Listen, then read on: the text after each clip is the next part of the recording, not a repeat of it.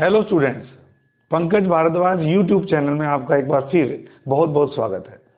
आज हम बात करेंगे एटॉमिक स्ट्रक्चर के एक बहुत ही इंपॉर्टेंट प्रिंसिपल की, जिसे बोलते हैं डी ब्रोगलीज हाइपोथेसिस।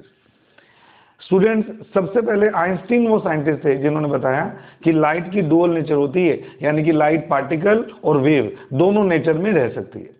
उसी तरह according to de Broglie, all material can possess dual nature, that is particle nature and wave nature, and these waves which are associated with particular material are known as matter wave। तो light की तरह material की भी दो nature हो सकती है, particle nature और वेव नेचर। डी ब्रोगली ने बताया कि इन वेव्स को हम मैटर वेव्स या डी ब्रोगली वेव्स कहते हैं। तो सबसे पहले तो हम इसकी इक्वेशन को डेराइव करेंगे, फिर हम देखेंगे कि प्रैक्टिकली क्या ये पॉसिबल है कि मटेरियल से जो वेव बने वो कितनी सिग्निफिकेंट है या नहीं है, उसकी हम बात करेंगे। तो सबसे पहले हम बात करते हैं डी ब्रोगली इक्वेशन की। सबसे पहले हम बात करते हैं डी ब्रोगलीज इक्वेशन की। डी ब्रोगली की इक्वेशन में हमें आइंस्टीन की दो डिफरेंट इक्वेशन यूज करनी है। फर्स्ट इक्वेशन है आइंस्टीन की E is equal to h c by lambda. ये इक्वेशन इसकी वेव नेचर को रिप्रेजेंट करती है, क्योंकि ये जो लैम्डा है ये क्या है, ये वेव की वेवलेंथ होती है। आइंस्टीन की एक और बड़ी फेमस इक्वेशन है E is equal to m c square. आप सब जानते हैं ये हर उस मटेरियल में लग सकती है जिसका मास गिवन हो, m is equal to mass. तो ये एक तरह से पार्टिकल नेचर को शो करती है। और अगर मैं डी ब्रोगली प्रिंसिपल की बात करूं, जो कहते हैं कि मटेरियल की दोनों नेचर एग्जिस्ट कर सकती हैं, तो इन दोनों एनर्जीज को मैं इक्वेट कर सकता हूं। और अगर मैं इन दोनों को इक्वेट करूंगा तो ये बन जाएगा h c by lambda is equal to m c square. तो अगर एक सी से एक सी कैंसिल हो जाए तो लैम्डा आ जाएगा एच अपॉन एम सी। लेकिन हम लोग जानते हैं कि जो मटेरियल मूवमेंट करेगा उसकी वेलोसिटी ऑफ लाइट के बराबर नहीं होती जनरली। तो ये जो वेलोसिटी ली जाती है ये v से इंडिकेट करेंगे, और नेचुरल सी बात है ये वेलोसिटी लाइट की वेलोसिटी से क्या होगी, कम होगी। तो यहाँ पर मैं अगर वेलोसिटी पार्टिकल की v लिखता हूं तो इक्वेशन आ जाती है lambda is equal to h upon m v. तो ये फर्स्ट एक्सप्रेशन है, इस इक्वेशन को बोला जाता है D Broglie equation.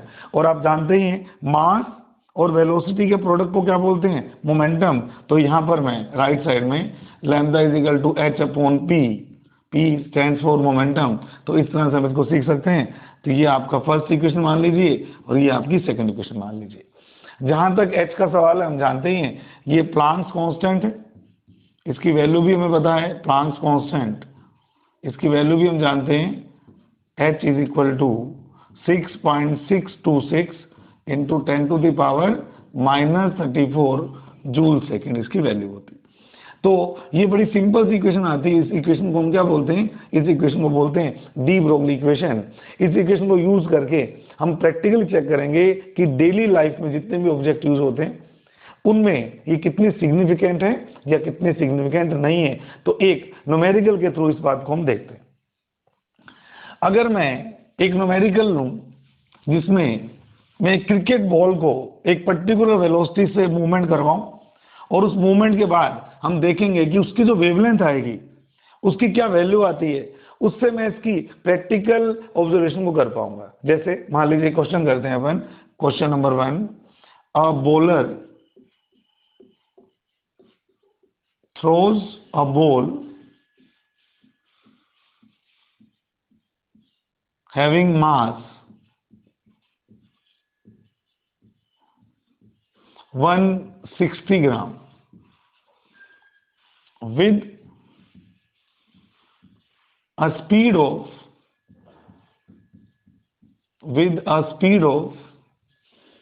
45 meter per second. Find the wavelength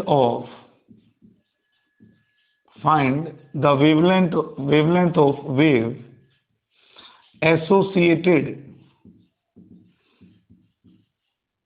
with this ball।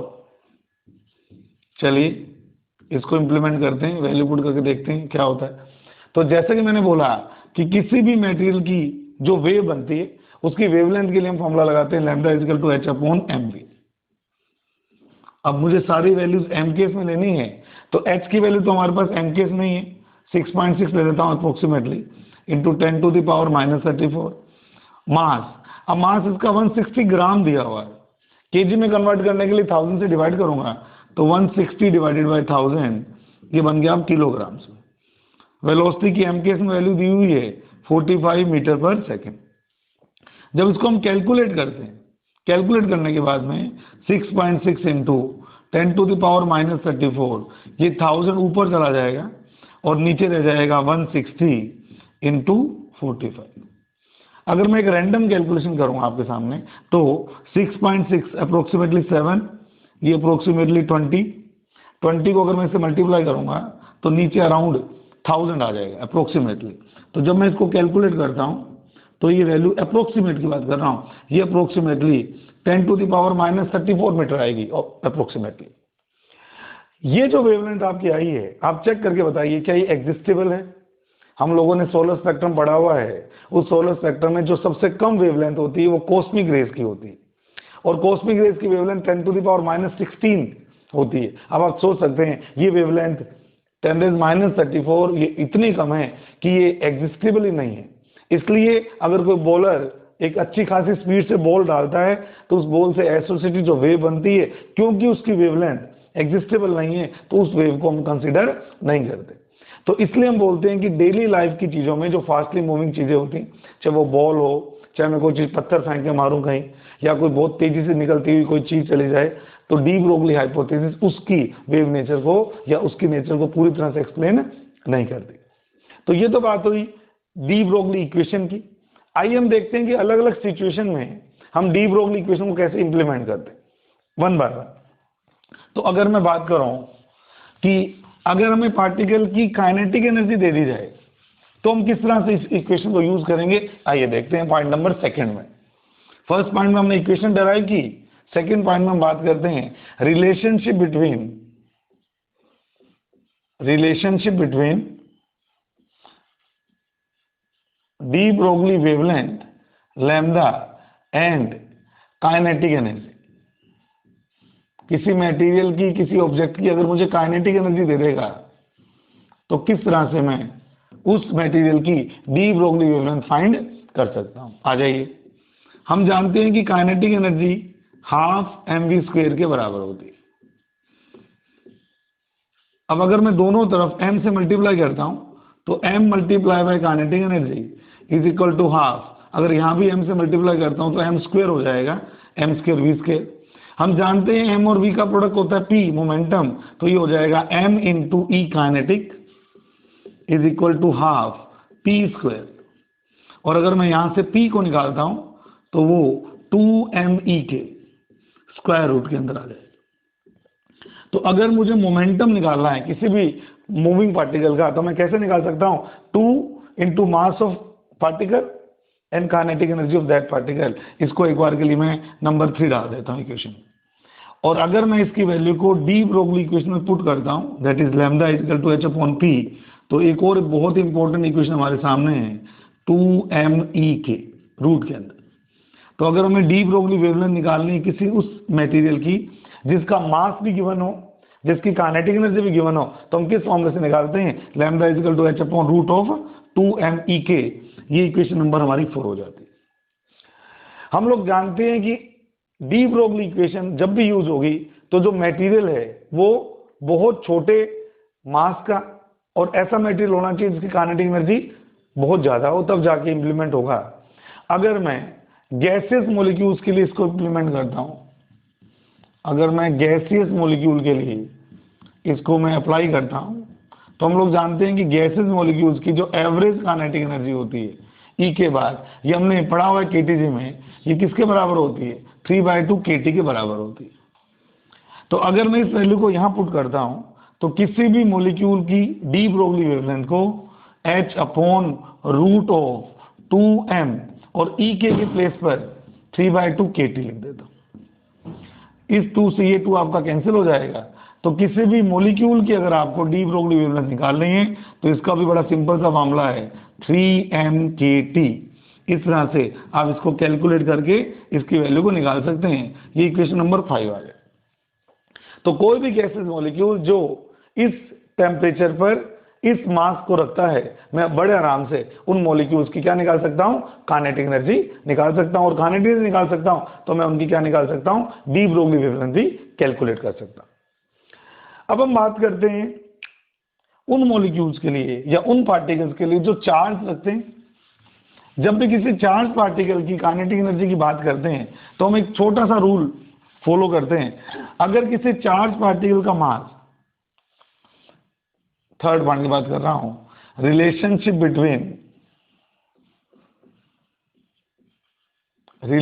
Between wavelength and voltage of a charged particle,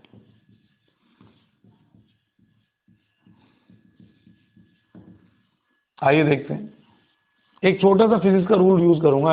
अगर किसी चार्ज पार्टिकल का चार्ज है Q और वो V वोल्ट के पोटेंशियल डिफरेंस से मूवमेंट कर रहा है, तो उसकी जो एनर्जी दी जाती है वो दी जाती है Q इंटू वी, जहां पर Q उस पार्टिकल का चार्ज है और V किस पोटेंशियल डिफरेंस से वो मूवमेंट कर रहा है। अगर मैं इस इक्वेशन को डी ब्रोगली इक्वेशन में वैल्यू पुट करता हूं तो ये हो जाएगा 2m और E के की जगह पर, ये काइनेटिक एनर्जी का फॉर्मूला है, ये हो जाता है Q इंटू वी। मुझे उस चार्ज पार्टिकल का मास चाहिए, उसके चार्ज का मैग्नीट्यूड चाहिए और मुझे वोल्टेज पता लग जाए किस पोटेंशियल डिफरेंस से वो मूवमेंट कर रहा है, तो मैं इन वैल्यूज को पुट करके उस चार्ज पार्टिकल की भी डी ब्रोगली वेवलेंथ कैलकुलेट कर सकता हूं। तो मान लीजिए इसको मैं फॉर्मूला का नंबर देता हूं, सपोज 6 नंबर फॉर्मूला। अब 3 पार्टिकल के लिए मैं बड़े आराम से इसको कैलकुलेट कर सकता हूं। पहले मैं कैलकुलेट कर रहा हूं इलेक्ट्रॉन के लिए, 4 इलेक्ट्रॉन। ध्यान से सुनिएगा, अगर मुझे इलेक्ट्रॉन की डी ब्रोगली वेवलेंथ निकालनी है तो h/√2 mass of electron, charge of electron और पोटेंशियल डिफरेंस जो भी न्यूमेरिकल में आपको देगा उसकी वैल्यू को यहां पुट करना है। हम लोग जानते हैं इलेक्ट्रॉन का जो मास होता है 9.1 इंटू 10⁻³ kg। इलेक्ट्रॉन का जो चार्ज होता है 1.6 इंटू 10⁻⁻19 कोलोम। अगर ये दोनों वैल्यूज को पुट कर लिया जाए और कैलकुलेट किया जाए तो हमारे पास एक डायरेक्ट फॉर्मूला आता है 12.24 upon root of potential difference. और ये जो वैल्यू आती है वो किस यूनिट में आती है, एंगस्ट्रॉम में आती है। तो कभी भी आपको किसी चार्ज इलेक्ट्रॉन, जब भी आपके पास किसी इलेक्ट्रॉन की डी ब्रोगली वेवलेंथ निकालनी हो तो हम क्या करते हैं, हम 12.24 अपॉन रूट वी आराम से डायरेक्ट इसकी वैल्यू को पुट कर सकते हैं और अपना आंसर निकाल सकते हैं। इसी तरह से चार्ज पार्टिकल में आपके सामने प्रोटॉन आ सकता है, आपके सामने अल्फा पार्टिकल आ सकते हैं, तो डायरेक्ट फॉर्मूला याद करेंगे कि प्रोटॉन के लिए इसकी वैल्यू कितनी आती है और अल्फा पार्टिकल के लिए इसकी वैल्यू कितनी आती है। आइए तो अगर मैं डायरेक्ट लिख दूं 4 प्रोटॉन, अगर मैं डायरेक्ट लिख दूं 4 प्रोटॉन तो आप लोगों ने डायरेक्ट इसको याद रखना है 0.286 और जो भी पोटेंशियल डिफरेंस आपको दिया होगा इन एंगस्ट्रॉम, इस तरह से हम प्रोटॉन के लिए भी डी ब्रोगली वेवलेंथ कैलकुलेट कर सकते हैं। सिमिलरली अगर हमसे अल्फा पार्टिकल के लिए पूछा जाए, फॉर अल्फा पार्टिकल्स अगर V वोल्ट के पोटेंशियल डिफरेंस से अल्फा पार्टिकल मूवमेंट कर रहे हैं तो ये value 0.101 upon root V angstrom में उस अल्फा पार्टिकल की डी ब्रोगली वेवलेंथ भी हम कैलकुलेट कर सकते हैं।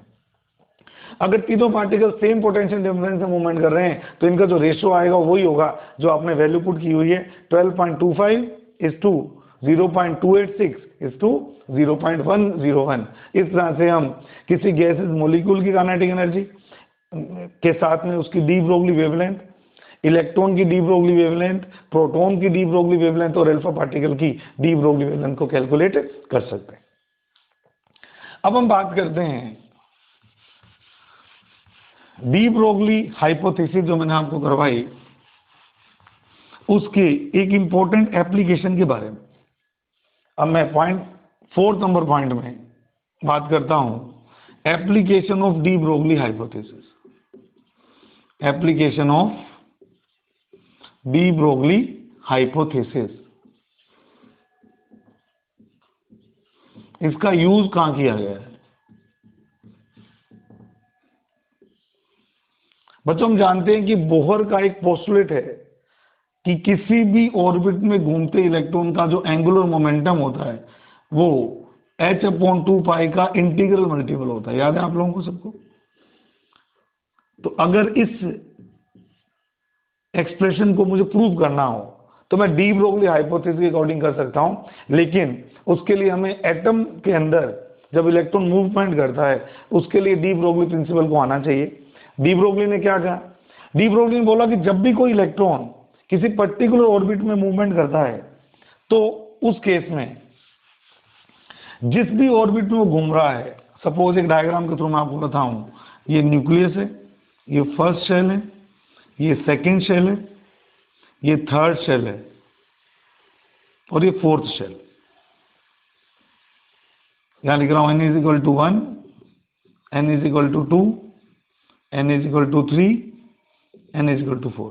तो अकॉर्डिंग टू डी ब्रोगली इन्होंने क्या बोला उस ऑर्बिट के बारे में जिसमें वो इलेक्ट्रॉन पर्टिकुलरली घूमता है?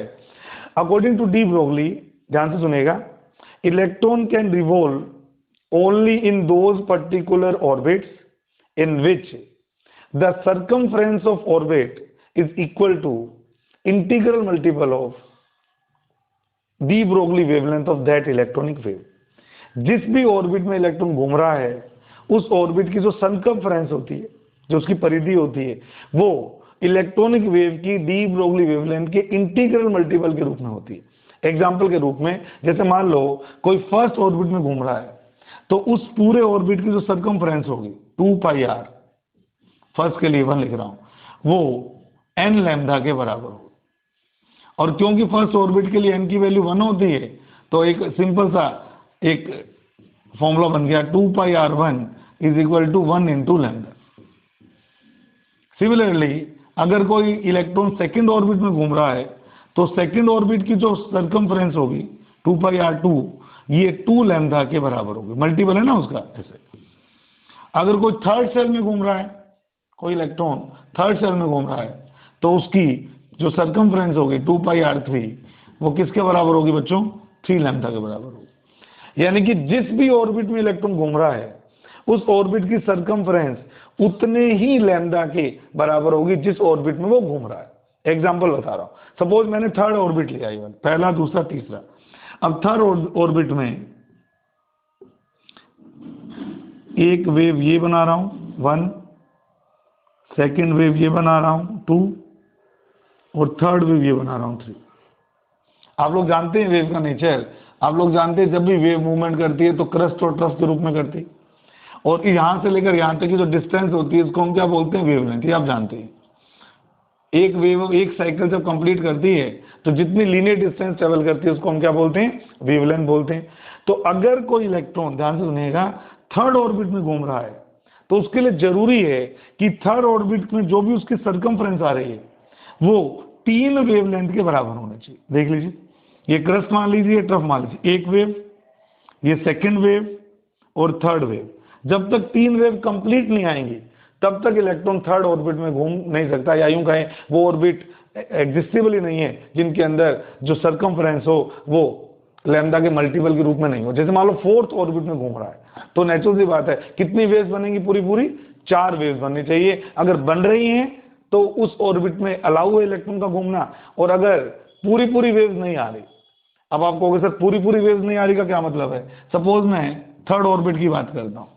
अगर मैं थर्ड ऑर्बिट में एक डायग्राम के थ्रू आपको बताना चाहूं कि अगर थर्ड ऑर्बिट में ये कंडीशन होगी तो एग्जिस्टेबल नहीं होगा। कब नहीं होगा? जैसे मान लीजिए एक वेव पूरी आ गई, पहली वेव यहां तक, फिर सेकंड वेव, फिर थर्ड वेव। थर्ड तक तो पूरी आ गई लेकिन ये जो वेव आई ये आधी आई। काउंट कर लीजिए, पहली वेव एक पूरी, अगर मैं n = 3 की बात कर रहा हूं, एक वेव पूरी, ये दूसरी वेव पूरी, ये तीसरी वेव पूरी, लेकिन ये टुकड़ा बच गया ये वाला, यानी कि चौथी वेव पूरी नहीं आई। तो समझ जाओ ये जो भी पाथ है ये थर्ड ऑर्बिट नहीं हो सकता। थर्ड ऑर्बिट होने के लिए जरूरी था कि थर्ड ऑर्बिट में 3 वेव्स पूरी पूरी आएगी तो ही वो एग्जिस्टेबल होगा, अदरवाइज एग्जिस्टेबल नहीं होगा। तो ये according to de Broglie orbit की एक तरह से डेफिनेशन हो गई कि वो ही सर्कुलर पाथ ऑर्बिट का काम कर सकते हैं जिनमें जो उनकी सर्कमफरेंस है वो इलेक्ट्रॉनिक वेव की वेवलेंथ की इंटीग्रल मल्टीपल होनी जरूरी है। अगर फर्स्ट ऑर्बिट है तो 1 वेव आएगी पूरी पूरी, सेकंड ऑर्बिट है तो 2 वेव्स आएंगी, थर्ड ऑर्बिट है तो 3 वेव्स आएगी। ये बात इन्होंने बताई। तो अगर मैं इस प्रिंसिपल को या इस रूल को यूज करूं तो किस तरह से मैं बोहर हाइपोथेसिस को कर सकता हूं, आइए देखते हैं। अगर मैं ये रूल लगाता हूं कि मान लो कोई इलेक्ट्रॉन nth शेल में घूम रहा है, suppose electron is moving in nth shell, तो I can write 2 pi r n is equal to n lambda. ठीक है, अब क्योंकि हम लैम्डा की वैल्यू पुट कर सकते हैं according to de Broglie principle, that is h upon m भी यूज कर सकते हैं ना। तो इस लैम्डा को अगर मैं पुट करता हूं तो इक्वेशन बनती है 2 pi r n is equal to n और लैम्डा की जगह पर h अपॉन m भी। अगर मैं इसकी वैल्यू पुट करूं, एम वी को इधर ले जाऊं और 2 पाई को इधर ले जाऊं तो बन जाएगा m v r is equal to n h upon 2 pi. देख लीजिए, क्या यही पोस्टुलेट नहीं था क्या बोहर का? बोहर ने ये बोला था ना कि किसी घूमते इलेक्ट्रॉन का जो एंगुलर मोमेंटम होता है वो h अपॉन 2 पाई का इंटीग्रल मल्टीपल होता है। तो ये चीज जो डेराइव की थी सबसे पहले किसने की थी? डी ब्रोगली ने की थी। तो ये भी बहुत इंपॉर्टेंट एक एक्सप्रेशन है जो अकॉर्डिंग टू डी ब्रोगली हम प्रूव कर सकते हैं। अगर मैं इसमें क्वेश्चन की बात करूं किस तरह के आते हैं, तो एक छोटी सी बात अगर मैं आपको कहूं कि हमने सीखा 2 pi r is equal to n lambda, अभी डी ब्रोगली अकॉर्डिंग, और अगर हम चाहें आर की वैल्यू पुट कर सकते हैं। हमने बोहर थ्योरी में आर की वैल्यू सीखी हुई है 0.529 n स्क्वायर बाय जेड। आप लोग जानते हैं किसी भी पाथ में घूमते इलेक्ट्रॉन की जो रेडियस, उस पाथ की रेडियस होती है वो कितनी होती है? 0.529 n square upon z is equal to n lambda के बराबर होती है। तो अगर मैं n से n कैंसिल करता हूं तो मेरे पास आता है 0.2 पाई, अप्रोक्सीमेटली इसको 0.53 ले लो, n upon z is equal to lambda. तो आप देखेंगे कि ये कांस्टेंट 2 पाई, 0.53 भी कांस्टेंट है। तो क्या मैं कह सकता हूं कि lambda proportional to n upon z? Lambda किसके प्रोपोर्शनल होगा? n अपॉन जेड के। तो जब भी आपके सामने किसी भी एटम में घूमते इलेक्ट्रॉन की डी ब्रोगली वेवलेंथ से रिलेटेड क्वेश्चन आए तो ये मान के चलना जिन एटम्स के लिए n अपॉन जेड की वैल्यू सेम होती है उन सभी एटम में घूमते इलेक्ट्रॉन की डी ब्रोगली वेवलेंथ भी क्या होगी? सेम होगी। तो ये बहुत इंपॉर्टेंट एक्सप्रेशन हमारा यहां से पता लगता है। इसको आप आगे नंबर 3 डाल दीजिए। आइए इसको यूज करते हुए एक बहुत अच्छा सा क्वेश्चन करते हैं according to de Broglie principle. तो क्वेश्चन ये है, इसको नोट कर लीजिए। क्वेश्चन ये है, if the radius of first orbit, इस क्वेश्चन से इसको यूज करते हैं, if the radius of first orbit, orbit का मतलब शेल होता है, of lithium plus 2 ion is x, find de Broglie wavelength, find de Broglie wavelength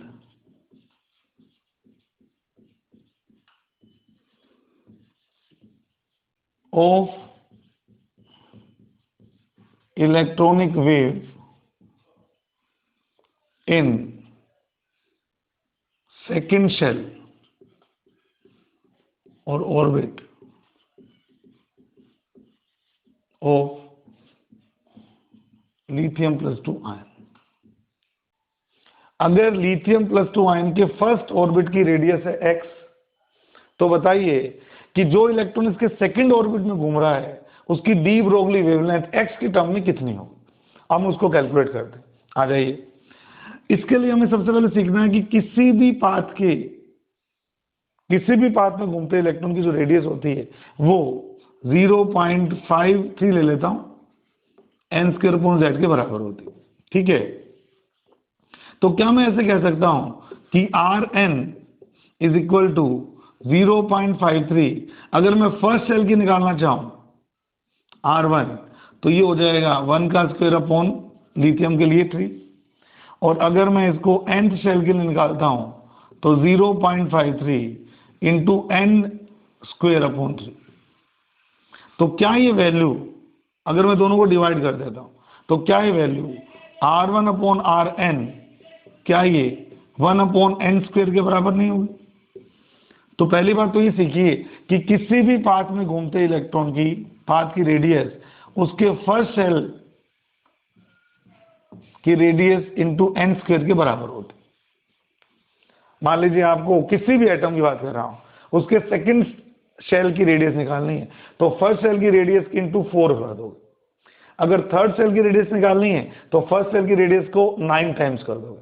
अगर फोर्थ सेल की रेडियस निकालनी है तो फर्स्ट सेल की रेडियस का 16 टाइम कर दोगे। इस तरह से आप इसको कर सकते हो। तो क्योंकि मैंने आपको सिखाया कि 2 पाई r, कौन सा r? सेकंड वाला, सेकंड की पूछिए ना, ये देखो, is equal to 2 lambda, n lambda में n की वैल्यू 2 पुट कर दी, तो 2 से 2 तो कैंसिल हो गया। अब पाई, मैं जानता हूं कि R2 को क्या लिख सकता हूं इस इक्वेशन से, R2 is equal to R1 into 2 का स्क्वायर, और R1 की वैल्यू मुझे दी हुई है x, तो मैं R2 की जगह पर क्या x इंटू 4 या 4x लिख सकता हूं। सेकंड सेल की रेडियस कितनी होगी? फर्स्ट सेल की रेडियस की कितने टाइम्स? 4 टाइम्स। तो यहाँ R2 जो आ रहा है इसकी जगह क्या लिख सकता हूं? 4x लिख सकता हूं। तो लैम्डा की वैल्यू किसके बराबर आ जाएगी? लैम्डा का आंसर आ जाएगा lambda is equal to 4 pi x। इस तरह से हम डी ब्रोगली प्रिंसिपल को यूज करके क्या क्या चीजें निकाल सकते हैं। अगर मैं रिवाइज करूं तो हम निकाल सकते हैं किसी भी पार्टिकल जो v वेलोसिटी से मूवमेंट कर रहा है उसकी डी ब्रोगली वेवलेंथ निकाल सकते हैं। आइए इन सब फॉर्मूलाज को हम सम अप करें, किस तरह से हम कैलकुलेट कर सकते हैं कि डी ब्रोगली प्रिंसिपल पे अगर कोई क्वेश्चन आता है आपके पास में, तो कौन कौन से फॉर्मूलाज हैं, वो कौन कौन से फॉर्मूलाज हैं जो हम यूज कर सकते हैं। तो डी ब्रोगली प्रिंसिपल पर अगर कोई न्यूमेरिकल डी ब्रोगली प्रिंसिपल पर आता है तो हम कौन कौन से फॉर्मूला यूज कर सकते हैं। नंबर 1 फॉर्मूला लिख रहा हूं, lambda is equal to h upon mv। Number 2 formula लिख रहा हूं, lambda is equal to h upon p।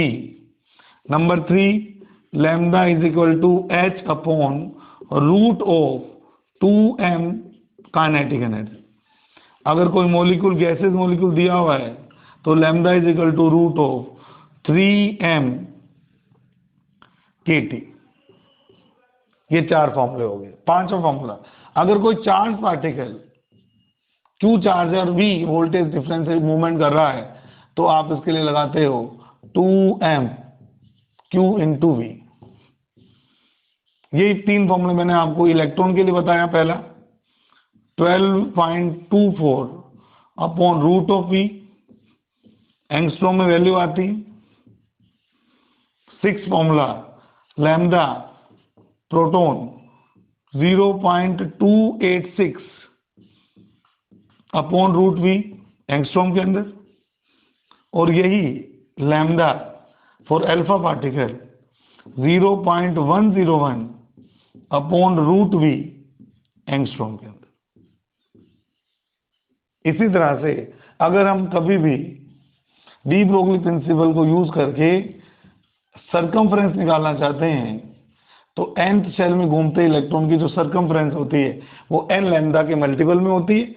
और अगर मैं 2 अलग अलग एटम के लैम्डा को कंपेयर करना चाहता हूं तो मैंने बोला lambda proportional to n upon z।